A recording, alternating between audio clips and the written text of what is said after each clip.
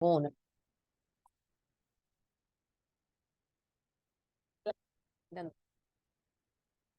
Sé que se están conectando tarde y gracias por eso. Hoy vamos a ver entonces generalidades de anquilostomidios y también la enfermedad que causan los anquilostomidios. O anquilos- Aquí está un poco sencillamente el índice de lo que vamos a tratar hoy, ¿ok? Para entrar en materia, vamos a darles primero cuál es el concepto de anquilostomía o anquilostomía. Anquilostomiasis la pueden escuchar con distintos nombres. Necatoriasis, anquilostomiasis, uncinariasis. Hay una que incluso no les puse aquí, que es la anemia de la enfermedad, que por supuesto produce, que puede ser tanto el anquilostoma duodenale como el Necator americanus, ¿ok? Cualquiera de los dos nos va a producir la misma enfermedad.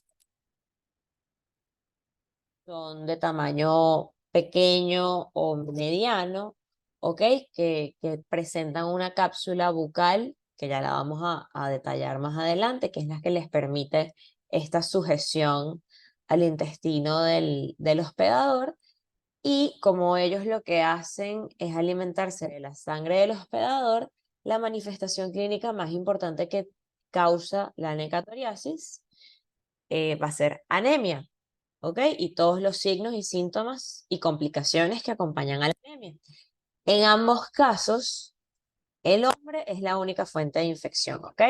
Esto específicamente con anquilostoma duodenale y Necator americanos, porque hay, que vamos a ver también un momentito, que causan otra clase de...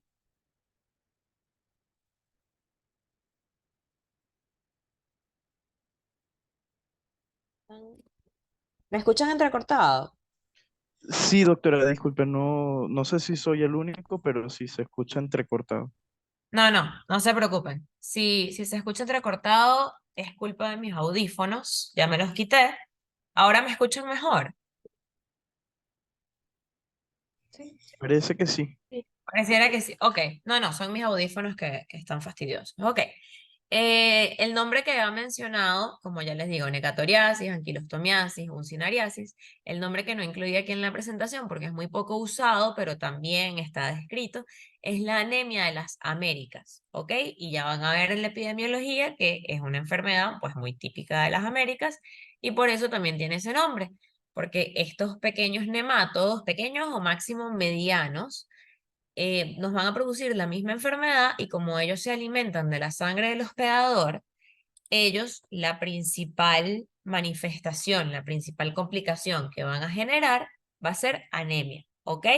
Con todos los signos y síntomas que me imagino que ya conocen más o menos que causa la anemia. En ambos casos de estos parásitos, el hombre es la única fuente de infección.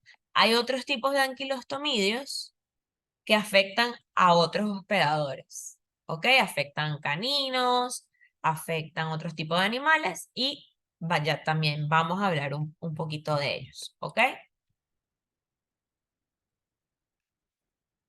Ok, una breve historia acerca de los anquilostomidios. Por primera vez fueron descritos por un científico de, de apellido Avicena en el siglo XI y después, pues por supuesto, se han vuelto a describir, miren, 1637, 1687, ya cuando empezamos a diferenciar las especies, ¿ok? Tenemos Ancylostoma duodenale en 1838 y en el siglo XIX se descubre el mecanismo de transmisión. Y en el caso de Necator americanos, fue por Stiles, un científico de apellido Stiles, en 1902. Esto es solamente una breve historia, no es para que se la tengan que aprender de memoria. La taxonomía de los anquilostomidios. Entonces, el filo va a ser de Matelmintos, como en clases anteriores habíamos hablado. La clase va a ser nemátodo, el orden son Strongylada, superfamilia Ankylostomidia y familia Ankylostomidiae, ¿ok? Los géneros que nos vamos, de los que nos vamos en los que nos vamos a enfocar hoy son Ankylostoma duodenale y Necator americanus, que ambos van a producir la misma enfermedad, ¿ok? Con sus diferencias morfológicas, por supuesto, pero van a producir la misma enfermedad. Y como les estaba comentando antes, hay otros géneros de anquilostomidios, los cuales no tienen tanta relevancia. ¿Se escucha entrecortado de nuevo? No sé, díganme ustedes. Se Yo escucha escucho bien. bien. Ok, Se escucha Suena bien. bien. ok, ok, perfecto.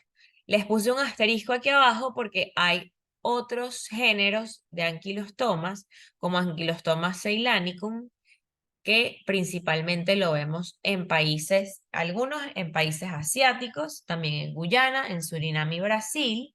Entonces no nos vamos a meter tanto en materia con el Ceylanicum y Ankylostoma caninum y brasiliense, que afectan por lo general a perros y gatos, pero a pesar de eso también los tenemos que tomar en cuenta porque si paso la lámina, perfecto. Si paso la lámina, van a ver que la anquilostomiasis o la uncinariasis son estos géneros que ya les he descrito varias veces, Ankylostoma duodenal y Necator americanos, pero hay una enfermedad distinta que se llama larva migrans cutánea, que la generan justamente estos géneros que les estoy diciendo, que no van a generar anquilostomiasis en humanos, al menos en nuestra población, ¿ok?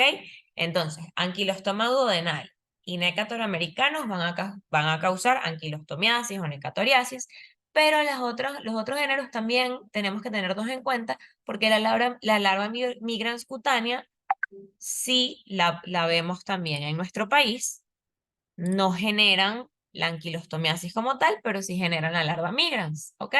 Entonces igual tenemos que tenerlos en cuenta y vamos a hablar de ellos al final de la clase.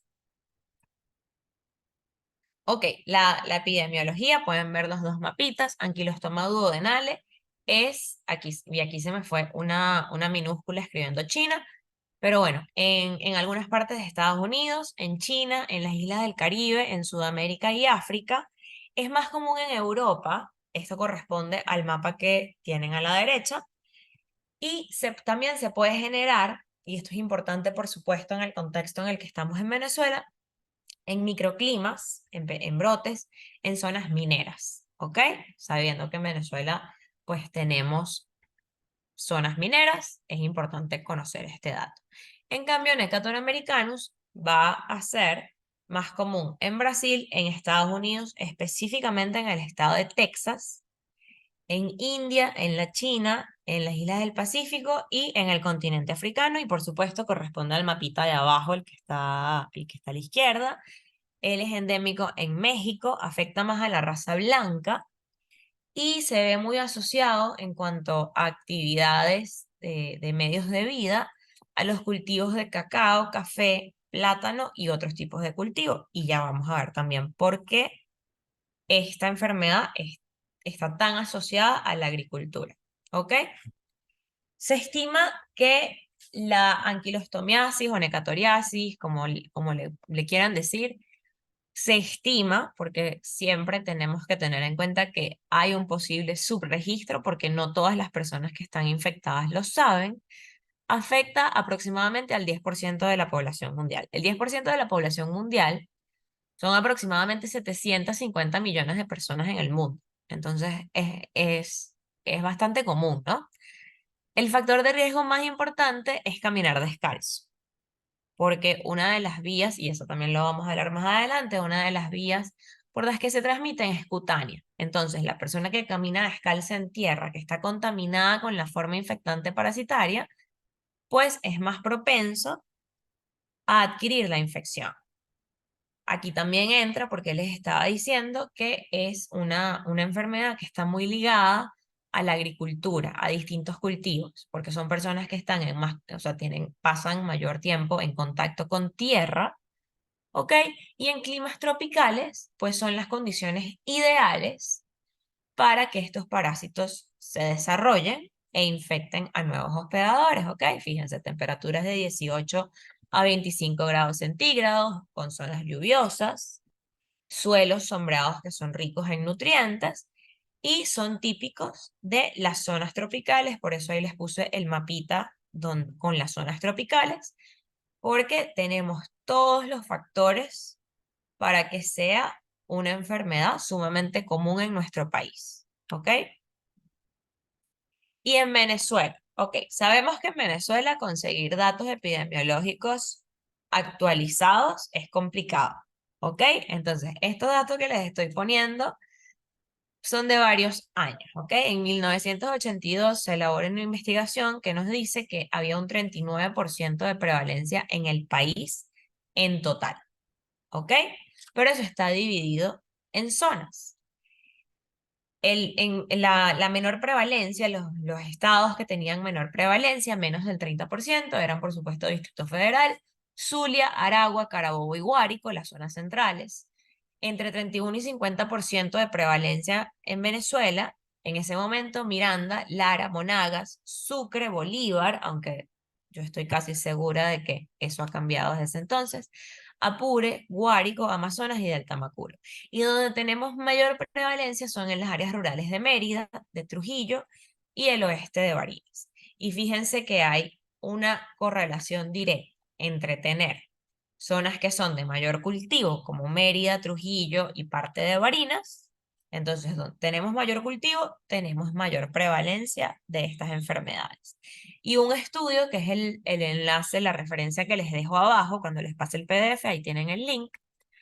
Se hizo un estudio comparando la incidencia y prevalencia de distintas parasitosis intestinales en niños, niñas y adolescentes de la etnia Yukpa, que está en el estado Zulia, y las personas que ven en la foto son personas de la etnia Yukpa, comparando las prevalencias entre el 2002 y el 2012, ¿ok? De distintas parasitosis. Entre ellas, la de anquilostomidio. Y se encontró que en 2002, en las muestras, solo había un 4.4% de prevalencia, fíjense, bastante bajo. En cambio, en 2012 se había elevado casi un 24%. Es decir, un aumento casi de un 20% en una población indígena a lo largo de una década. Entonces sabemos que en Venezuela, si bien no tenemos datos epidemiológicos pues tan actualizados como quisiéramos tenerlos, pues es un problema que sabemos que existe mucho en las áreas rurales y especialmente en las áreas donde se practica la agricultura y es el medio de vida principal. Entonces vamos a entrar en lo que es el ciclo biológico de, del anquilostoma duodenale y el Necator americanus, ¿ok? Aquí tienen, les puse varias láminas, lo van a ver porque yo sé que para ustedes es chévere estudiar por láminas porque yo estudié ahí, ¿ok? Vamos a tener que hay tres estadios, ¿ok? Huevo, larva y adulto. En el gráfico pueden ver que tenemos el huevito, ¿ok? En el medio ambiente, que es cuando cae a la tierra, como estábamos diciendo, con las temperaturas correctas, suelos ricos en nutrientes. El huevo, creo que les puedo pasar, ajá. Ok, vamos. Los huevos, ¿ok? Salen por las heces y cuando ellos se depositan en la tierra que tiene las condiciones adecuadas, van a eclosionar larvas L1, ¿ok? Entre 1 a 2 días. Las larvas L1 también se llaman larvas raditiformes, ¿ok? Ellas pueden crecer tanto en las heces como en el suelo. Después de que ellas evolucionan aproximadamente entre 5 a 10 días, ellas se vuelven infecciosas, ¿ok? Ellas son la forma infecciosa para el ser humano. Cuando entran en contacto con el huésped, ellos penetran la piel, penetran la dermis, entran al torrente sanguíneo, llegan al corazón, del corazón llegan a los pulmones, ¿ok? Van a penetrar en los alvéolos de los pulmones y ellas van ascendiendo, ¿ok? Van subiendo por todo nuestro árbol bronquial hasta que llegan a la faringe.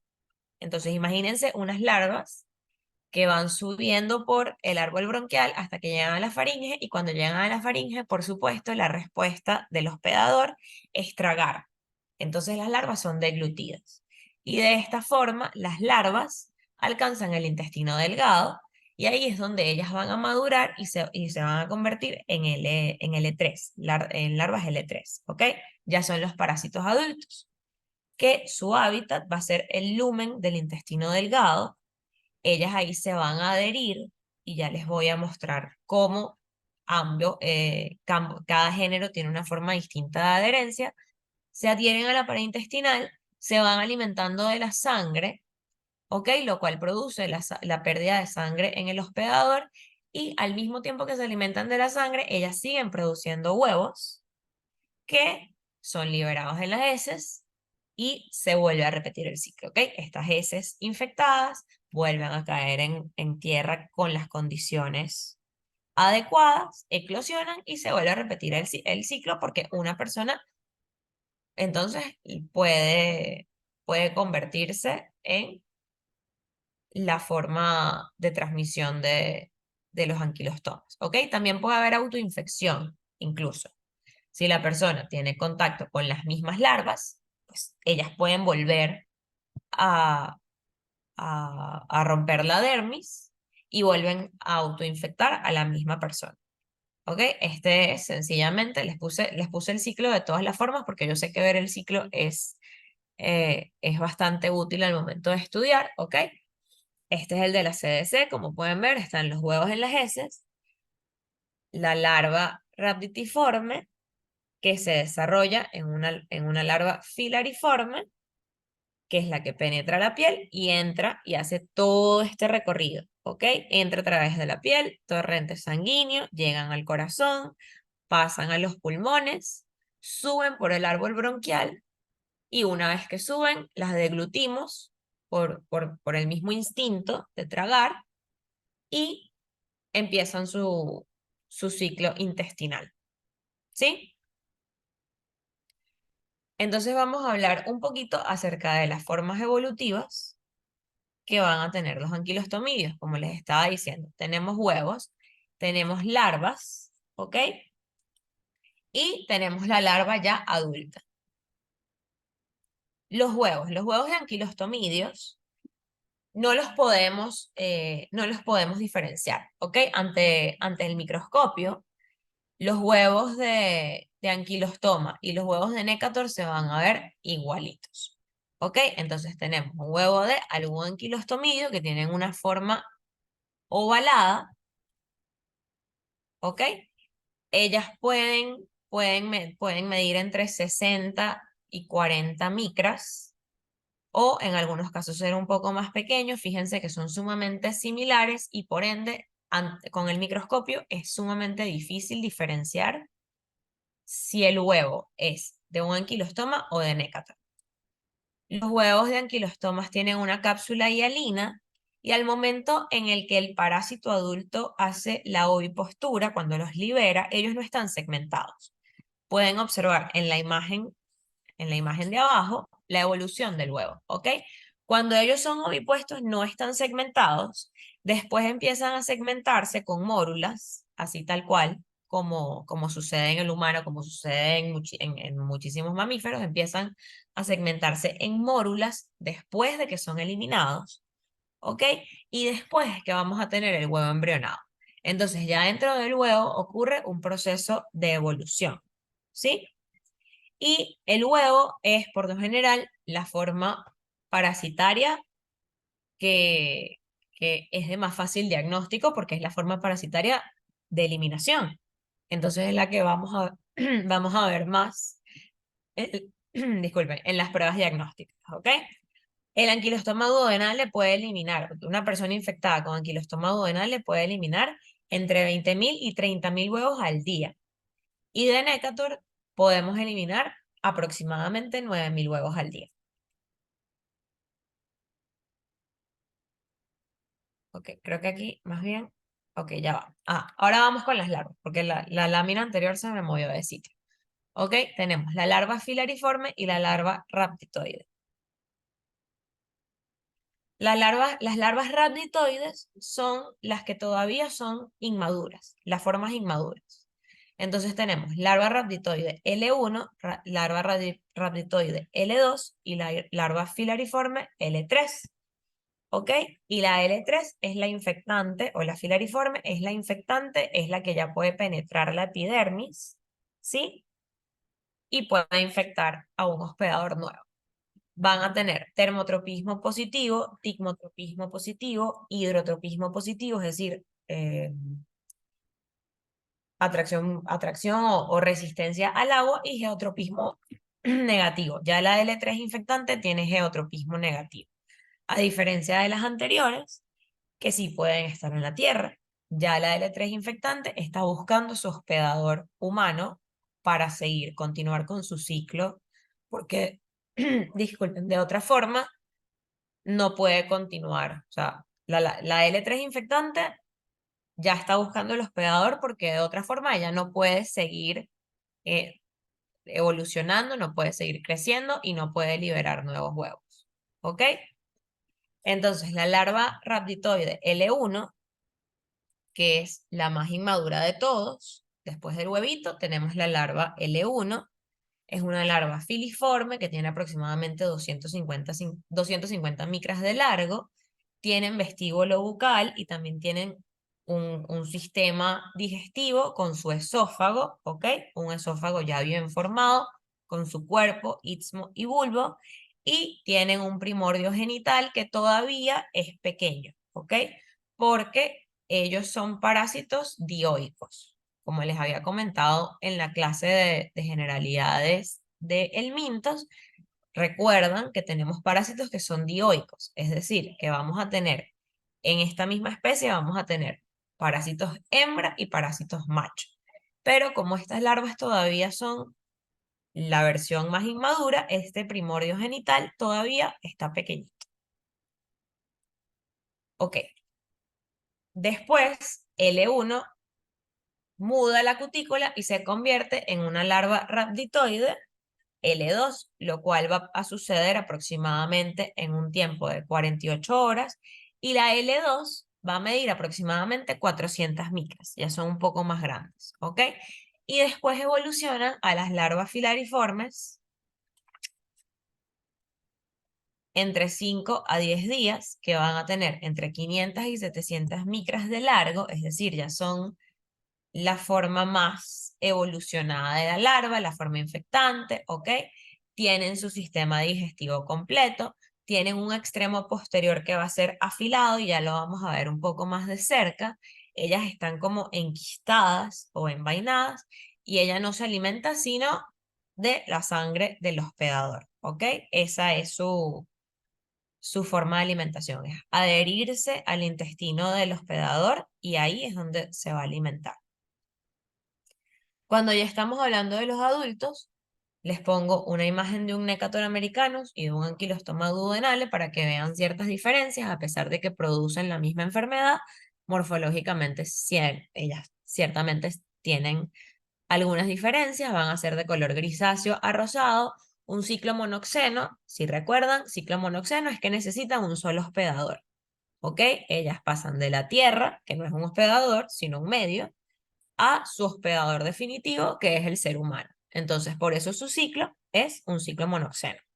Tienen sexos separados, por eso son dioicos y va a haber diferencias entre el parásito hembra y el parásito macho. En el extremo anterior, es decir, en la cabecita de la larva, van a tener una cápsula bucal donde tienen estructuras o dientecitos o placas que las pueden observar en la foto, que ellas son las lacerantes y son quitinosas. ¿Qué significa eso? La quitina es una sustancia que le brinda más resistencia al parásito.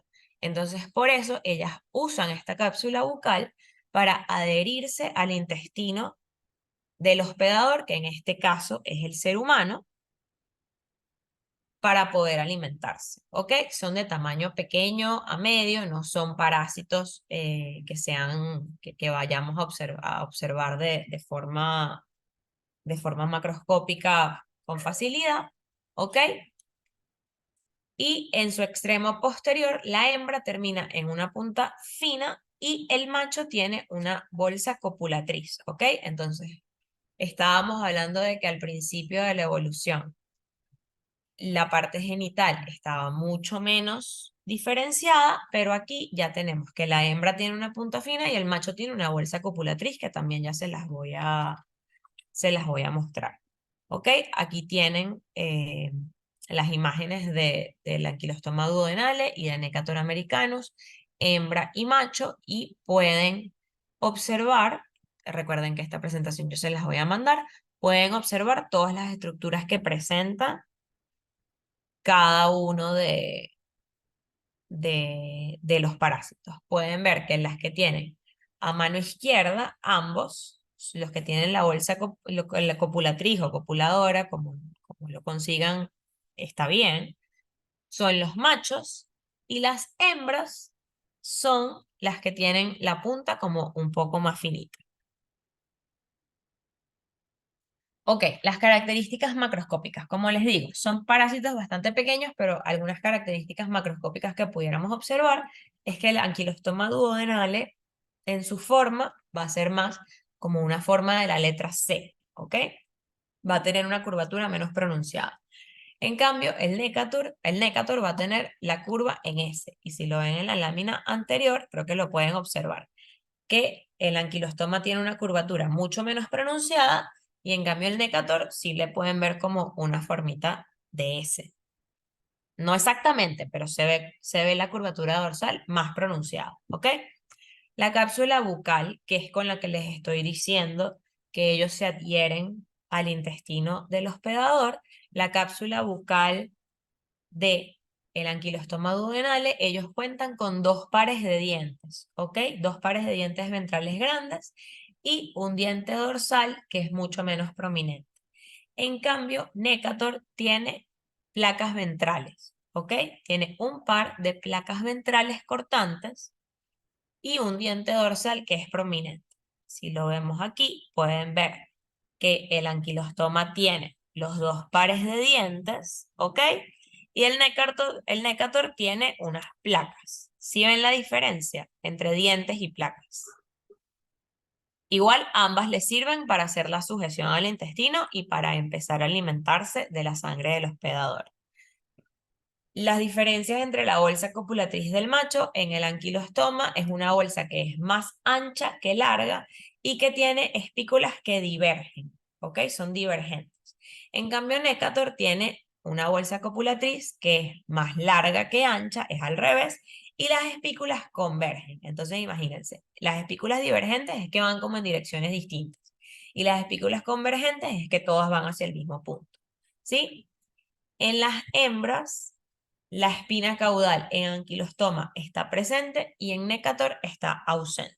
Estas son algunas características macroscópicas que nos ayudan a diferenciar, ya una vez que tenemos al adulto, si tenemos un anquilostoma duodenale o un Necator americano. Y aquí, otra vez, y les puse todas las especies, pueden ver que anquilostoma duodenale tiene los dos pares de dientes y un diente ventral como mucho menos pronunciado, pero que a pesar de todo está ahí, pero los dos pares de dientes.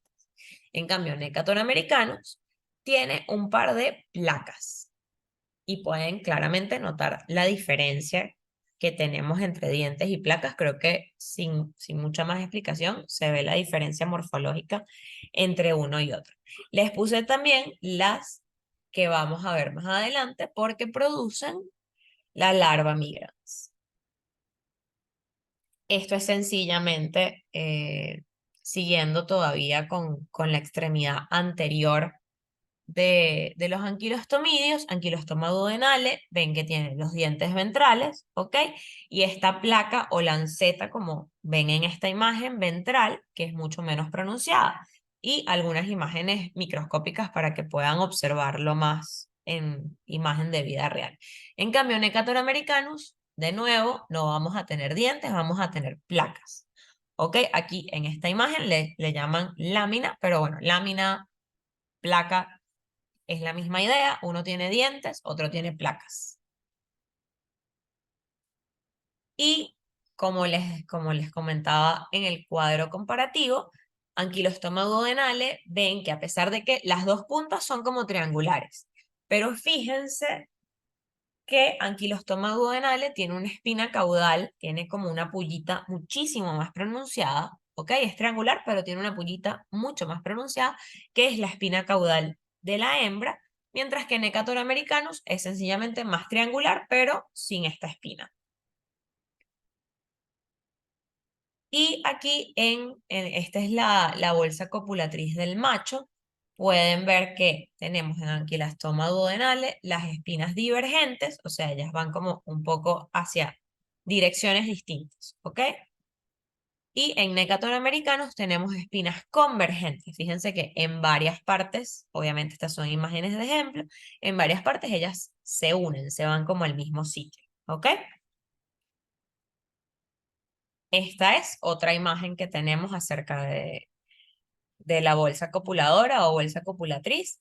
Pueden ver eso. En el Necator, que en este caso Necator salió de primero, salió arriba en la imagen, vean que las espinas van en la misma dirección, ellas convergen, mientras que en el anquilostoma son espinas divergentes que van hacia distintas direcciones. Ok, no, esta se me movió de sitio, esta lámina definitivamente se movió de sitio porque ya hablamos de larvas, ¿ok? Los mecanismos de transmisión. Aquí es sumamente importante. Ellos se transmiten por vía cutánea, ¿ok? Los dos. Por eso es tan importante el uso de calzado y por eso es que uno de los factores de riesgo más grandes son las personas que constantemente caminan descalza en suelos de tierra que pueden estar infectados. Entonces, específicamente zonas rurales, zonas empobrecidas, zonas donde vamos a tener de repente una excreta, una disposición de excretas que no es adecuada. Entonces, tanto la tierra como el agua pueden estar infectadas con el parásito. La diferencia, ¿cuál va a ser? Que Ankylostoma duodenale también se puede transmitir por vía oral, por heces infectadas, ¿ok? Mientras que Necator americanus solo se va a transmitir por vía cutánea. También Ankylostoma duodenale puede transmitirse de forma congénita y hay una alta incidencia de infecciones neonatales de anquilostoma, mientras que Necator americanus, él única y exclusivamente es por vía cutánea, ¿ok? ¿Cuáles son algunos de los factores predisponentes para tener infección con anquilostomidios, además de los que ya hemos hablado? Y además no solo factores predisponentes para infectarse, sino factores para determinar la gravedad de la infección que va a tener cada paciente individualizado, ¿ok? La carga infectante. Mientras más larvas penetran y entran al hospedador, en este caso al humano, pues mayor va a ser la carga infectante, mayor van a ser las manifestaciones, ¿ok? Porque vamos a tener mayor número de parásitos. También la fase de la infección en la que se encuentre el paciente nos va a determinar muchísimo, pues cuál va a ser la sintomatología y cuál va a ser la gravedad de la sintomatología, la localización y el estadio los que se encuentran el parásito también. No va a ser lo mismo, no va a ser la misma sintomatología.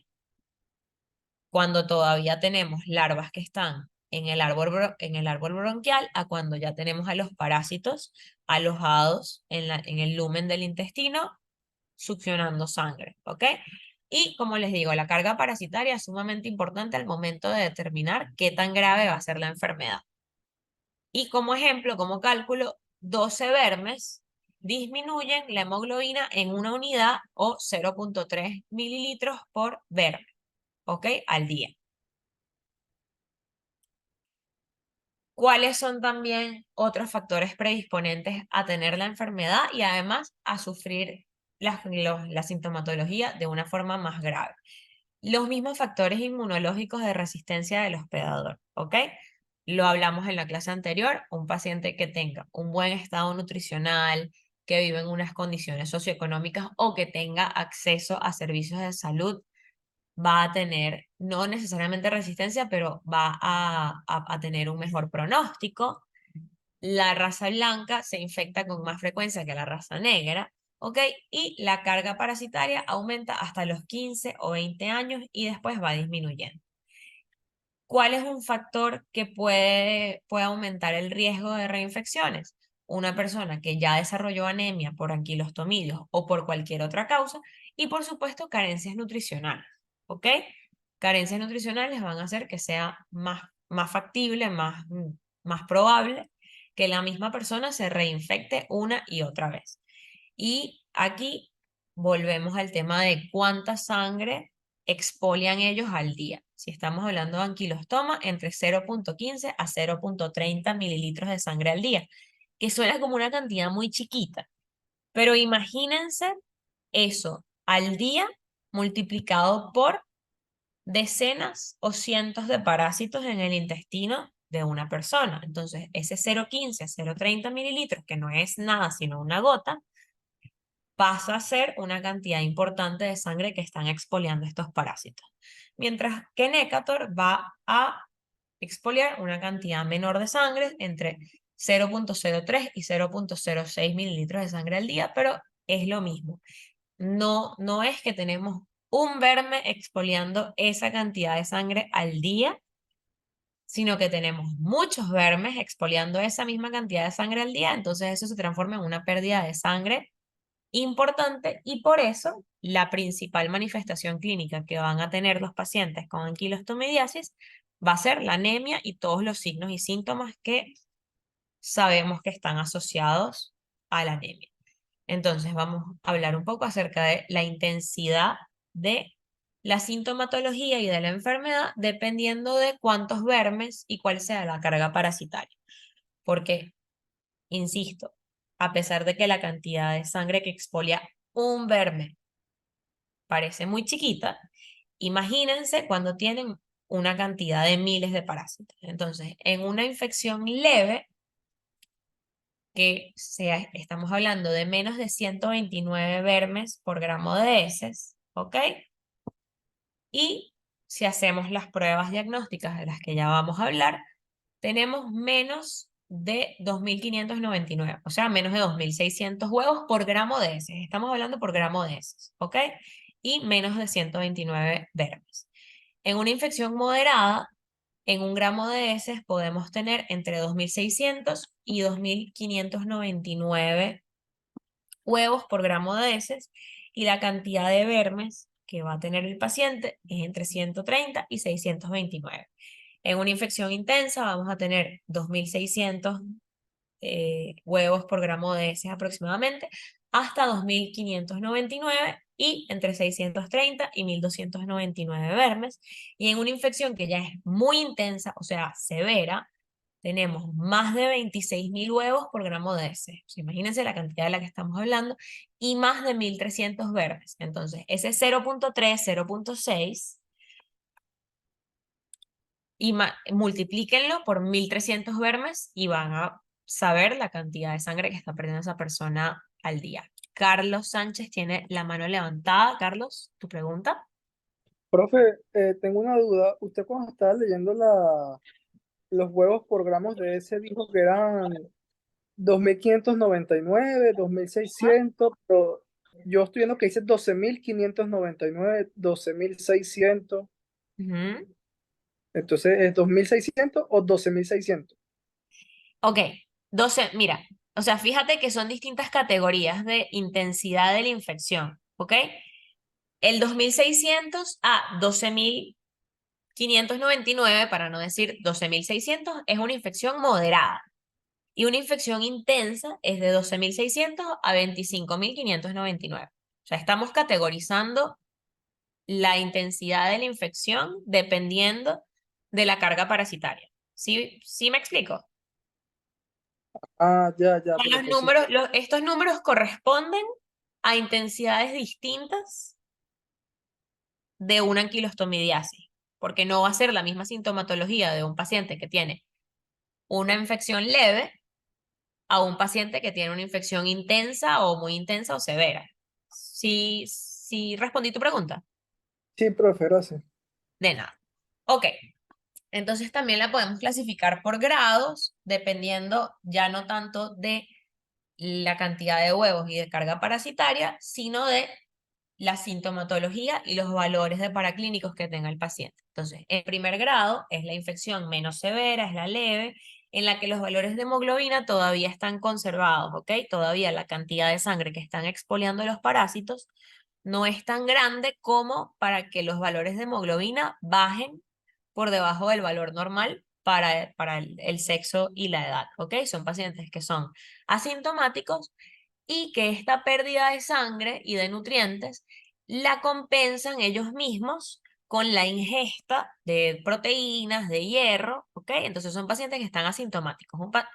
Un paciente que está asintomático con una infección por anquilostomidios, va a ser muy difícil el diagnóstico. Lo más probable es que el diagnóstico va a ser incidental, es decir, que él se hizo un examen de heces por alguna otra razón y salió que tenía anquilostomidiasis por cualquiera de los dos géneros, pero no es un paciente que está asintomático.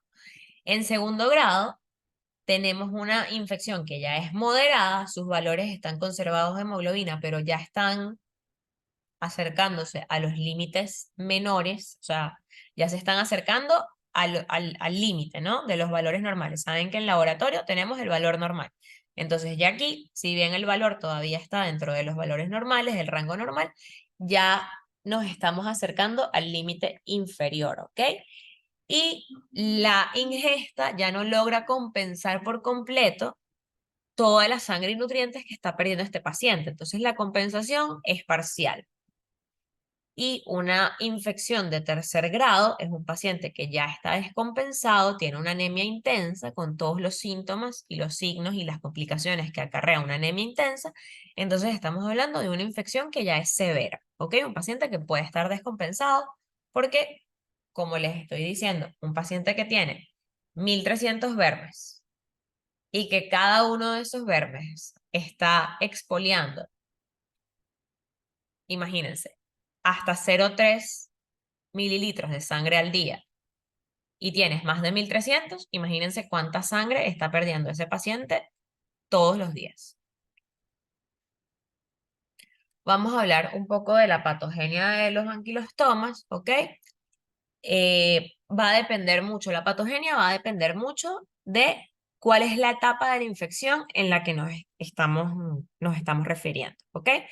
Se recuerdan que la principal vía por la que se transmiten es a través de la piel. Entonces, ellas inicialmente en este periodo de invasión van a producir dermatitis, lesiones a nivel de piel, ¿ok? Por la misma acción mecánica que producen los vermes y las sustancias que ellas liberan para ayudarse a entrar, romper la dermis y poder entrar al torrente sanguíneo. Entonces, pápulas con acúmulos de glóbulos blancos, ¿ok? De tipo monocitos, linfocitos. ¿Y cuál es el problema? Estas lesiones, que son pequeñas pápulas, creo que no les puse foto aquí, imagínense pequeñas pápulas, puede ser en los pies, en las manos, en los glúteos, en los muslos, en todas las zonas que es más probable que estén en contacto con la tierra. Tenemos pápulas que además pican, ¿ok? Son pruriginosas y pueden acarrear una infección bacteriana secundaria si el paciente se rasca y se infecta la pápula que fue por la entrada del parásito.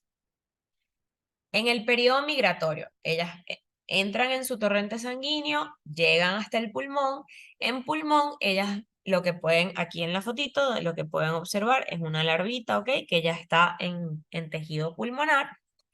En pulmón, ellas pueden producir microhemorragias, lesiones que obviamente van a generar una reacción inflamatoria, neumonitis, bronquitis y el síndrome de Loeffler. ¿Ok? ¿Han escuchado acerca del síndrome de Loeffler? ¿Sí? ¿No? ¿Nadie? ¿Sí lo han Sí, escuchado? sí. Ok, ok.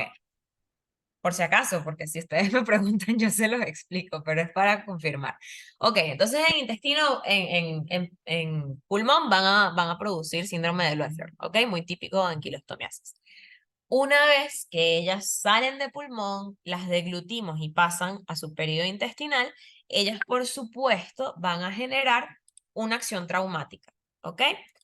Porque si estamos hablando de que ellas con estos dientes o con estas placas se van a adherir a la mucosa intestinal, ellas van a generar una acción traumática y además una acción tóxica, ¿ok? Porque ellas liberan sustancias tóxicas que van a contribuir a que la inflamación sea mayor, como aquí dice, por la cápsula bucal y por las secreciones glandulares que tienen ellas mismas la capacidad para asegurarse de que ellas se mantienen ahí adheridas y que esa vía de alimentación se mantiene abierta para ellas. Entonces, laceran la mucosa y alrededor de esa laceración se va a producir un infiltrado leucocitario que principalmente va a ser de eosinófilos. La gran mayoría de, cuando estemos hablando de aumento de glóbulos blancos en anquilostomiasis, casi siempre vamos a estar hablando de una eosinofilia, ¿ok? La acción exfoliatriz, que es lo que estamos hablando, la nutrición, ellas hacen su lesión y empiezan a consumir sangre, ¿ok? La sangre que se pierde, ¿ok? Que ya habíamos hablado, parte de eso se puede reabsorber o se puede reponer con la dieta, dependiendo del estado nutricional del paciente y dependiendo si es una infección muy severa, pues ya la ingesta no nos va a servir para reponer la cantidad de sangre y hierro que estamos perdiendo para reponer los niveles de hemoglobina a unos valores normales. A ver si les puse imagen. En la fase de penetración, ¿ok? Prurito, eritema y estas pápulas o vesículas, que son como las que pueden ver aquí en esta imagen de este piecito, ¿ok? Por ahí entró una larva. Y se pueden imaginar, si ustedes tienen esta lesión en el pie y les pica y se rascan, pueden imaginarse la sobreinfección bacteriana que también puede causar. Ok. Aquí ya volvemos a hablar de la fase pulmonar. Tenemos el síndrome de Loeffler. No es la etapa más fácil de diagnosticar porque además hay muchísimos diagnósticos diferenciales, ¿ok? Puede ser confundida como un cuadro asmático o como una infección respiratoria baja y en este momento, en la fase pulmonar, ella todavía no está produciendo complicaciones, ¿ok?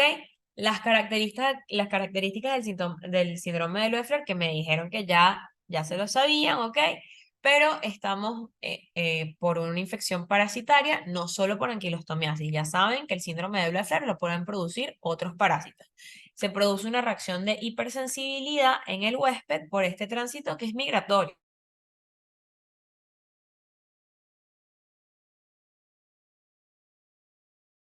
Se produce la reacción de hipersensibilidad, se generan estos infiltrados de eosinófilos que son transitorios, ¿ok? Y también esta eosinofilia en pulmón va a ir acompañada de una eosinofilia periférica, es decir, que en un examen de sangre también van a salir los eosinófilos elevados. No solo van a salir los eosinófilos elevados, o sea, no solo es que los vamos a ver en, en el tejido, ¿ok? También los podemos ver en la sangre periférica. ¿Qué otra cosa vamos a ver? Si hacemos un examen de esputo, vamos a observar eosinófilos también en, en el esputo y cristales de Charcot-Leyden, ¿ok?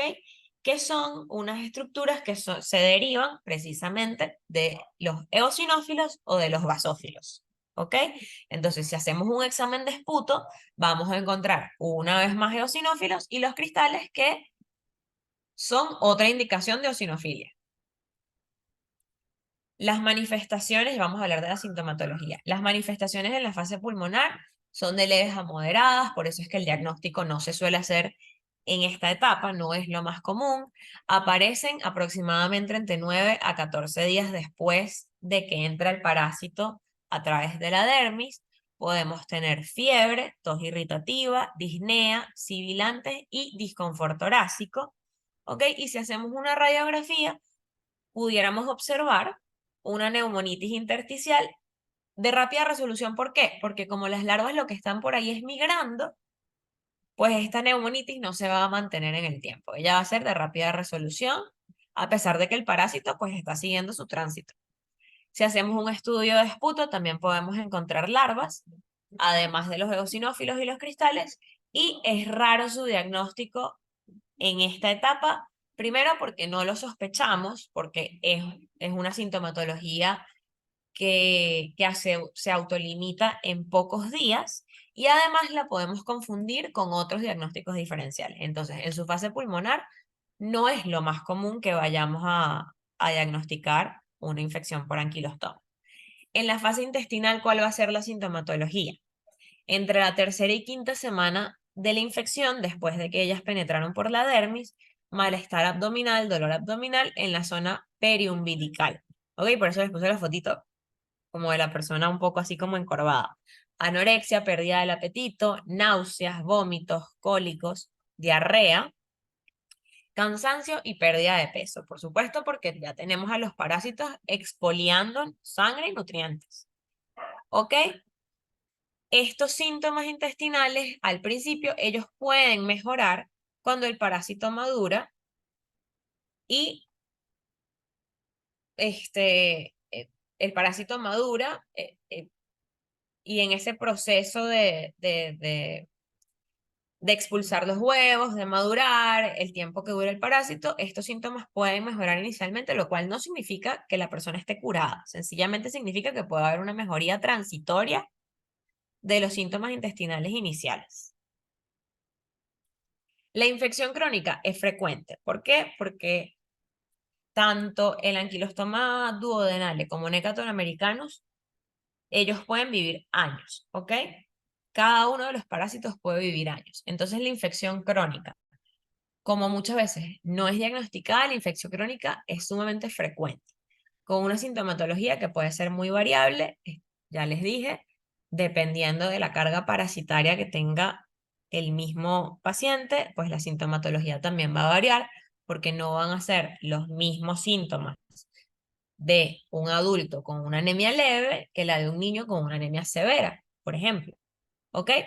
Entonces, anemia, ¿cuáles son los síntomas más frecuentes? Palidez, cutáneo mucosa, cansancio, fatiga, cefalea, y en mujeres se puede observar amenorrea cuando ya llegamos a unos niveles de hemoglobina bajos, ¿ok? En niños y en adultos expuestos, y expuestos es con factores de riesgo, especialmente en niños podemos tener problemas de desarrollo, ¿ok? Problemas de desarrollo tanto pondoestaturales como problemas de desarrollo cognitivo, especialmente en niños, porque un niño que está infectado con un anquilostoma y constantemente está perdiendo nutrientes, se va a ver expuesto a problemas de desarrollo de todas las esferas, ¿ok? También podemos ver edema, ¿por qué? Porque la pérdida sanguínea puede llevarnos a una hipoproteinemia y la hipoproteinemia puede llevar a edema. Entonces, en casos más severos también podemos tener edema e incluso un toque hepático. Y una vez que tenemos un paciente con una infección crónica y severa, pudiésemos llegar a ver palpitaciones e insuficiencia cardíaca. Ya estamos hablando, por supuesto, de un paciente con unos niveles de hemoglobina bastante bajos y de una infección crónica y además con una carga parasitaria elevada, podemos tener palpitaciones e insuficiencia cardíaca en adultos. ¿Cuáles son los paraclínicos que le vamos a hacer a un paciente que sospechamos o que ya tenemos el examen de heces y sabemos que tiene anquilostomiasis? Bueno, lo primero que tenemos que hacer, por supuesto, va a ser una maderas. Podemos esperar unos metros de hemoglobina. Recuerden siempre, no solo en parasitología, pero recuerden siempre que un paciente crónico anémico les puede llegar caminando al consultorio pálido, por supuesto, pero cuando ustedes le hacen la hematología, resulta que tiene 4 hemoglobinas, porque tenemos mecanismos compensatorios fisiológicos para sobrellevar la anemia crónica. ¿Ok? Entonces, pueden ver un paciente con 3, con 4, con 5, yo lo he visto, que llegan caminando, se hacen su hematología y tienen 4 hemoglobinas. También le vamos a hacer proteínas totales y electrolitos, ¿ok? Para ver cuál es el estado total en el que está el paciente. Ok, aquí tenemos una vez más los síntomas de la anemia. Estoy segura, no se los voy a leer todos, estoy segura de que ustedes ya han visto síntomas de anemia, pero en la fase crónica la anemia que vamos a tener por los anquilostomas es una anemia ferropénica, hipocrómica, microcítica, que va a estar asociada a un parasitismo intenso. Ya dijimos que las infecciones leves muchas veces los valores de hemoglobina se van a mantener normales y por supuesto que esta anemia va a estar dada por la acción exfoliatriz del parásito y por el sangrado posterior. Porque como les estaba comentando, el parásito tiene sus sustancias tóxicas anticoagulantes en la cápsula bucal, entonces él deja, cuando él sale de ahí, él deja su úlcera y deja una úlcera sangrante. Entonces, además de la acción exfoliatriz, tenemos una úlcera que va a seguir perdiendo sangre, a pesar de que son úlceras pequeñas. Recuerden la cantidad de úlceras, de microúlceras de las que estamos hablando. Todo esto nos lleva a una anemia severa en una fase crónica, con todos los síntomas que ya conocen de la anemia severa. Aquí, bueno, esto es una imagen endoscópica, ¿ok? Una mujer de 43 años, proveniente de un medio semirural, que llega a un centro asistencial. Esto es de una revista mexicana. Entonces llega a centro asistencial por hematoquesia. Hematoquesia es cuando tenemos ya sangre en las heces, intermitente de 3 años de evolución, con hemoglobina de 8 y eosinofilia del 18%. Y cuando hacemos endoscopia, fíjense, conseguimos a las larvitas ahí que están expoliando y están creando úlceras y son las causantes de la eosinofilia, de la anemia y de la hematoquesia. ¿Ok? Ok, esto es básicamente un cuadro resumen de la patogenia y de los signos y síntomas eh, de las anquilostomiasis, ¿ok? Entonces, en patogenia, sí, tenemos la fase dérmica, vamos a tener la invasión de las larvas, ¿ok? Y vamos a tener eritema, prurito, vesículas, después queda una cicatriz residual y en algunos casos podemos tener infección bacteriana secundaria. Esto es un cuadro resumen. En la fase pulmonar ya tenemos la migración larvaria, ¿ok? Y en signos y síntomas vamos a tener el síndrome de Loeffler o una neumonitis por la eosinofilia, que puede causar bronquitis o neumonitis, y esta eosinofilia puede estar local y también si hacemos un estudio de sangre periférica, también vamos a ver la eosinofilia. Cuando ya el parásito pasa a su fase gastrointestinal, ya ocurre la fijación de la larva adulta, ¿ok? Empieza a ocurrir el daño local, la acción exfoliatriz, la úlcera sangrante que queda, ¿ok? En la mucosa del intestino delgado, la exfoliación, las enzimas que hacen que después el intestino no pueda coagular de forma correcta.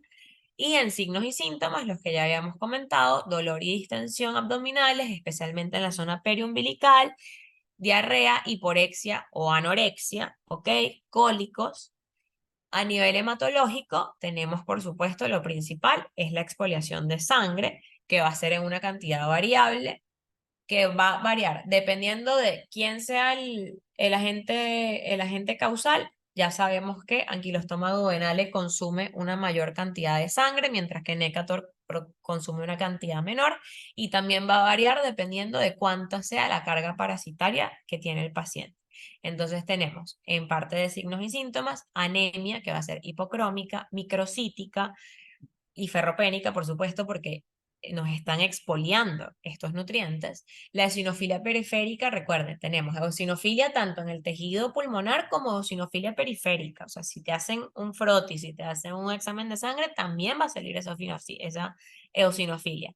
Hipolbuminemia, que nos puede llevar a edema. El edema puede llevar, en casos severos, a disnea, a soplos, a insuficiencia cardíaca, a cianosis y otros signos que ya son consecuencia de la anemia severa, ¿ok? Todo esto que les estoy diciendo son cosas que suceden cuando ya tenemos un caso crónico y severo, ¿sí? Y pueden llegar a causar insuficiencia cardíaca. Y en general, bueno, tenemos la exfoliación, de sangre, que es el mecanismo de daño principal que tienen estos parásitos, los metabolitos, que son las sustancias tóxicas, las sustancias anticoagulantes, las enzimas que ellos mismos van liberando para, para anticoagular, para permitir que esa vía de alimentación se mantenga abierta, la carga parasitaria y los factores de riesgo que van a hacer que una infección por anquilostoma sea de mayor o menor severidad, ¿ok? La edad, por supuesto, las edades extremas siempre son más propensas a sufrir de infecciones severas, la cronicidad, por supuesto, y bueno, siempre el embarazo. ¿Por qué? Porque recuerden que durante el embarazo el cuerpo humano se enfoca en darle nutrientes a ese embrión o a ese feto a expensas de la salud de la madre. Entonces, si tenemos una mujer que tiene una infección por anquilostomas o una necatoriasis y además está embarazada, si ya estaba anémica, entonces su estado va a empeorar estando embarazada, ¿ok? Signos y síntomas que se pueden ver agravados si el paciente ya tenía una desnutrición previa, por eso el estado socioeconómico también influye en la severidad del cuadro. Y bueno, pérdida de peso, retraso pondoestatural y déficit cognitivo, como les estaba diciendo, en los niños por la misma exfoliación de sangre y de nutrientes, anemia y todos los signos asociados, disnea, cianosis y fatiga, ¿ok? A nivel de inmunología, los anquilostomas, ambos, tanto anquilostoma duodenale como Necator, ellos van a inducir una respuesta TH2, ¿ok? Que va a reducir la carga parasitaria y la fecundidad del parásito. La IgE va a ser específica contra el anquilostoma y nos produce, por ahí se escucha una corneta, sorry, nos produce un efecto protector y hay una correlación entre si cuantificamos la IgG y la carga parasitaria, ¿ok? Esto se va a ver más en niños que en adultos, pero hay una correlación, mayor IgG, mayor carga parasitaria, ¿ok? ¿Qué hace el parásito para asegurarse de sobrevivir? ¿Ok? Estrategias de sobrevida, de defensa del parásito.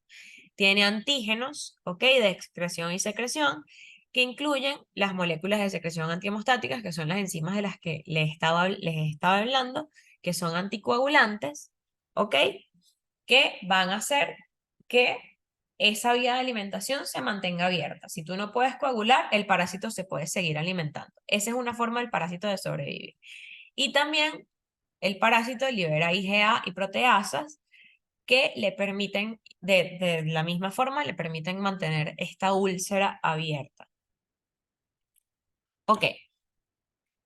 Las infecciones experimentales. Aquí ya estamos hablando de estudios clínicos, ¿ok? Con anquilostomidios podemos observar una respuesta que está caracterizada por citocinas TH2 y se produce también una respuesta reguladora por interleuquinas y TGF y hay también evidencia de respuesta TH1, ¿ok? Vamos a encontrar niveles altos de IgE. La de IgG, como ya les dije, va a ir directamente relacionada a la carga parasitaria, eosinofilia y podemos ver mastocitos también en algunos casos, ¿ok?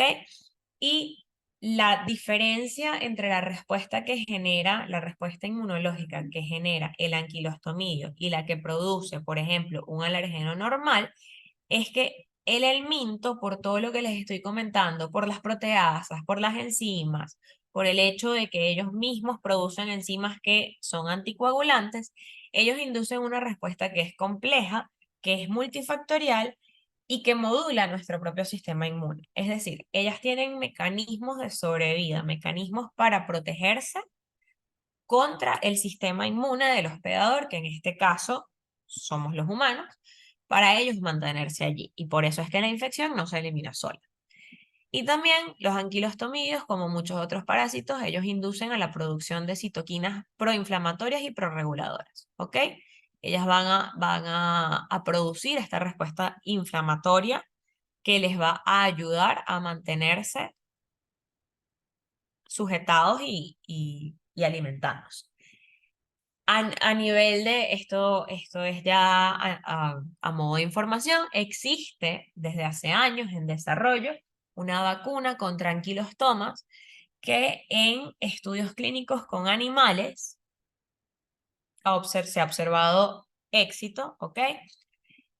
Hay algunos estudios experimentales en humanos, pero todavía no es algo que vayamos a aplicar de forma masiva, todavía se encuentra en etapa de ensayos clínicos y usa como antígeno una proteína que se llama ASP, ¿ok? Que es proteína secretada por anquilostoma, básicamente eso es lo que significa. ASP y el nombre completo es ese, NAASP2, y es la que pueden ver aquí abajo. Esta es la proteína, ¿ok? Que se está usando como antígeno para la elaboración de esta vacuna, que por supuesto esperemos que se pueda aplicar con éxito.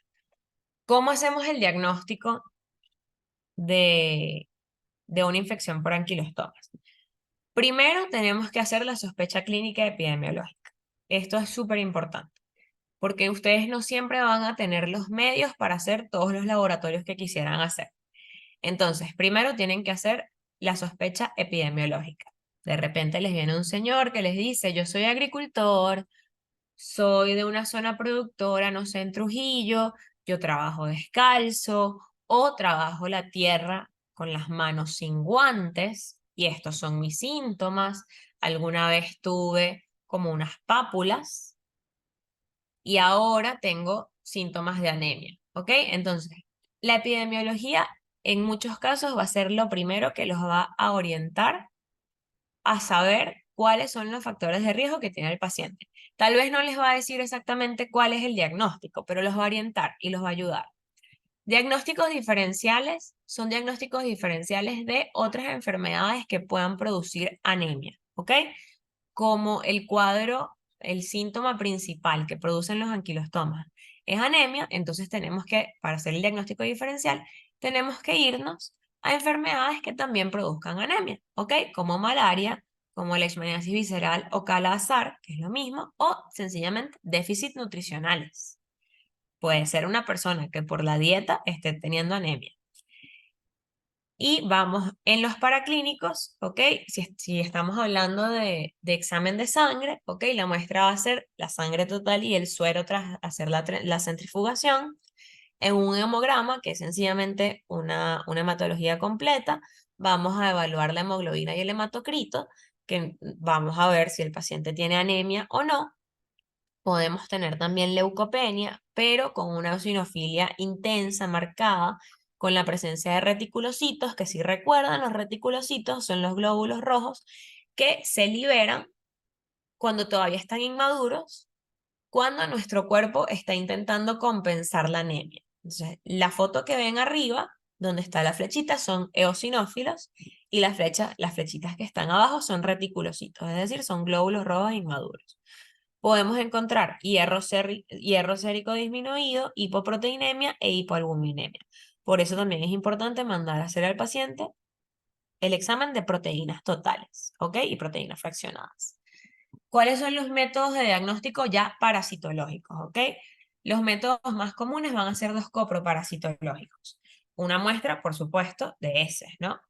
¿Ok? Examen directo con solución salina, con Lugol, donde lo que vamos a observar van a ser los huevos y los cristales de Charcot-Leyden. En algunos casos también se pueden observar larvas. Métodos de concentración como Cato, Willis, sedimentación, Faust, vamos a observar huevos. El método de Berman y el método de Rugai, que el método de Rugai es básicamente un Berman modificado, nos va a permitir diferenciar entre los anquilostomas y estrongiloides estercolaris, que si no me equivoco es la clase que van a ver mañana. Para hacer el recuento de huevos podemos usar los métodos de Stoll o Cato-Cats y también se puede hacer cultivo en medios de jarada mori y carbón, ¿ok? Esto ya por supuesto serían exámenes mucho más específicos que requieren una infraestructura mucho más dedicada a hacer exámenes. Entonces, ¿qué es lo más común que van a hacer ustedes en la práctica? Examen directo o un método de concentración sencillo. Eso es lo más frecuente que van a hacer. ¿Ok? Directo y métodos de concentración. El tratamiento. Yo sé que ustedes todavía no Yo no les voy a preguntar dosis, ni cada cuántas horas tienen que dar los medicamentos, ni nada, pero sí para que sepan que las infecciones por anquilostomas tienen tratamientos específicos, ¿ok? Albendazol es el medicamento de elección para tratar infecciones por anquilostomas, ¿ok? Oxantel mebendazol, pamoato de pirantel. Les dejo, por si se lo quieren estudiar, les dejo la dosis de todos los medicamentos. Todavía en parásito no les preguntamos las dosis porque sabemos que eso ya es cuando están viendo la clínica. ¿Y cuáles son los medicamentos que no vamos a usar en el tratamiento de anquilostomiasis? Ni piperacina ni ivermectina, ¿ok? Sino los que están arriba.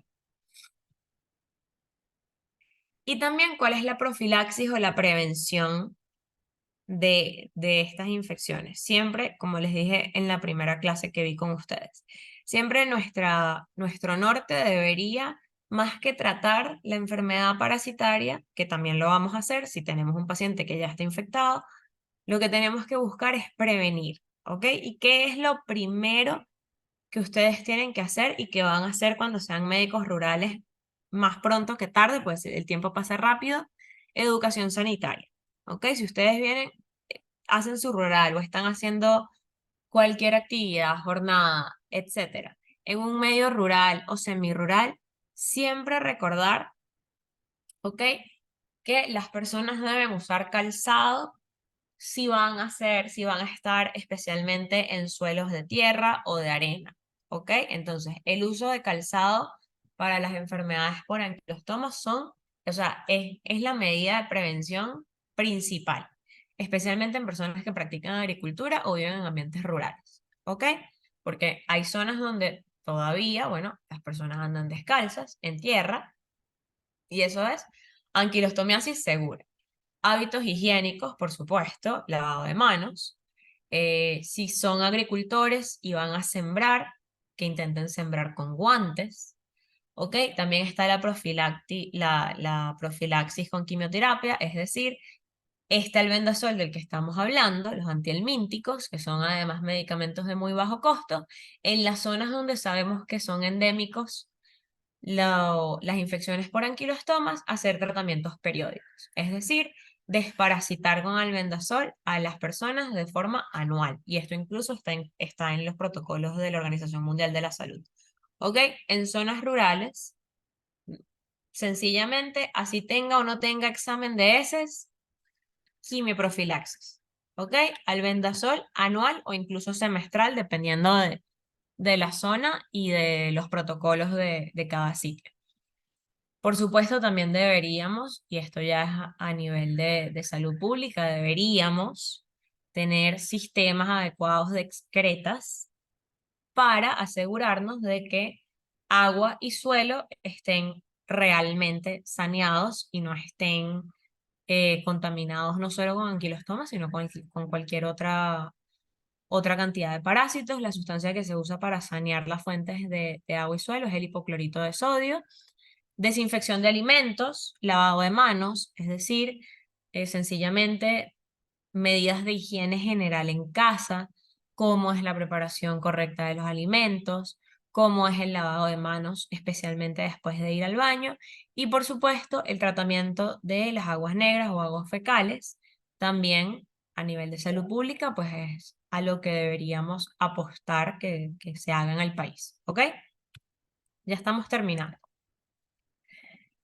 Ahorita, ya esta es la sección final, les voy a hablar un poquito de larva migrans cutánea. Recuerden que les había dicho que en todo lo que era necatoriasis, anquilostomiasis, como le quieran poner el nombre, nos estábamos concentrando en anquilostoma duodenale y necator americanos. Pero que había otras especies que teníamos que tener en cuenta porque pueden producir larva migrans cutánea. Bueno, ya llegamos a esa parte. Estas imágenes que ustedes están viendo son larva migrans cutánea. ¿Qué pasa con la larva migrans cutánea? Ok. Que ella es producida por géneros que por lo general su hospedero definitivo son los caninos. ¿Ok?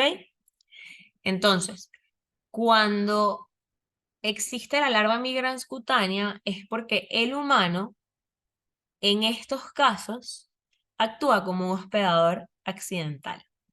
Es un ciclo similar, los huevos no embrionados en la materia fecal, en suelo se desarrollan las larvas rhabditoides L1 y L2, la larva filariforme, que ya sería la forma infectante. En el caso del perrito, pues infectaría el canino, penetra la piel, pero si se consigue con un humano, pues actuamos como hospedador accidental, ¿ok? La misma larva L3 filariforme genera una larva migrans cutánea, ¿ok? Entonces, como les decía, esto es un desarrollo atípico del parásito en perros y gatos. Aquí dice canino brasilense, pero también hay otra especie que ya les voy a mostrar que lo puede producir. Ellas entran por la piel, destruyen la capa de células espinosas y de Malpighi. Ellas van a generar, como vieron en la foto en la portada, unos túneles de trayecto irregular. ¿Ok? Ellas van generando estos túneles que por supuesto hacen una reacción inflamatoria con un infiltrado, una vez más de eosinófilos y de mononucleares, y la larva se mueve entre la dermis y la epidermis. Y como ella se va moviendo y va haciendo estos túneles, ella va levantando la piel.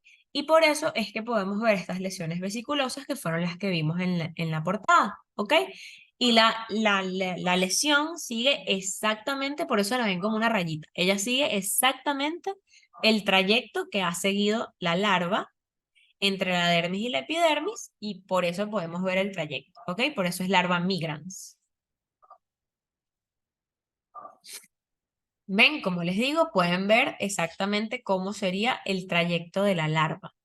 ¿Cuáles son las localizaciones más comunes de la larva migrans cutánea? Pues exactamente las zonas que ustedes pueden imaginarse, pueden estar en contacto con la tierra con más frecuencia, pies, manos y glúteos, ¿ok? En la imagen de pie podemos ver también que además de tener larva migrans, aquí claramente hay una sobreinfección bacteriana. La segunda foto es en un brazo y la tercera foto es en glúteos, ¿ok? Entonces, si bien esto no significa que no podamos ver larva migrans en otra parte del cuerpo, porque también puede haber lesiones en espalda, en tórax posterior, pero estas van a ser las localizaciones más comunes, especialmente en pies, ¿ok? ¿Y cuál es el diagnóstico diferencial? Que seguramente lo van a ver en la clase de estrongiloides, es el de la larva currens, ¿ok? Son sumamente parecidas, pero la larva migrans, ella se mueve mucho más lento, ¿ok? Ella genera una lesión que puede durar días. En cambio, la larva currens, a pesar de que produce una lesión bastante similar, ella la producen son los estrongiloides estercolaris, ¿ok? Y ella migra sumamente rápido, 1 cm/h. Imagínense, aquella migra a lo largo de varios días. Y esta migra 1 cm/h, o sea, casi que la puedes ver migrando en vivo. Y desaparece de la piel en 24 horas. Entonces, el diagnóstico diferencial de la larva migrans cutánea, porque hay otros tipos de larva migrans, como la visceral y la ocular, que por cierto, esa clase también la van a ver conmigo, pero el diagnóstico de la larva migrans cutánea siempre va a ser larva currens. ¿Por qué? Porque producen unas lesiones, fíjense, si ven estas que están aquí abajo son de larva currens y las que están aquí arriba son de larva migrans cutánea. Las podemos confundir, podemos pensar que estamos viendo la misma cosa, ¿ok? Pero la mayor diferencia aquí, si lo estamos viendo nada más clínico, y fíjense que la imagen del medio, no sé si se fijan, tiene unas marquitas en bolígrafo. Eso es para permitirnos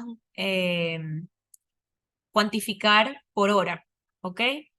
¿Dónde empezó y dónde está una hora después? Entonces fíjense que se mueve muy rápido y desaparece. Entonces la mayor diferencia, y que seguramente se los van a preguntar o se los vamos a preguntar en los exámenes, ¿cómo se diferencia? ¿Cuál es el diagnóstico diferencial entre larva migrans cutánea y y larva currens?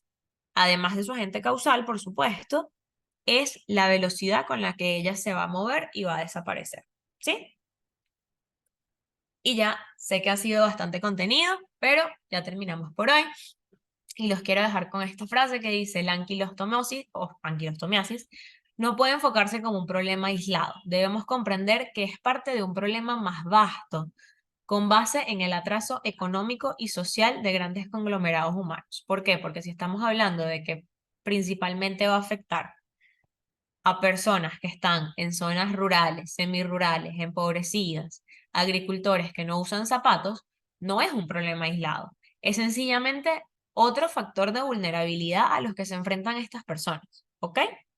Entonces, no es anquilostomas como algo aislado, sino que esto se ve acompañado de una epidemiología mucho más amplia y de un problema mucho más grande en poblaciones que son vulnerables.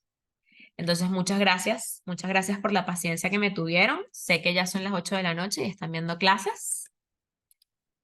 Si tienen, si tienen alguna pregunta, igual como les he dicho siempre, si les surgen preguntas después o si algún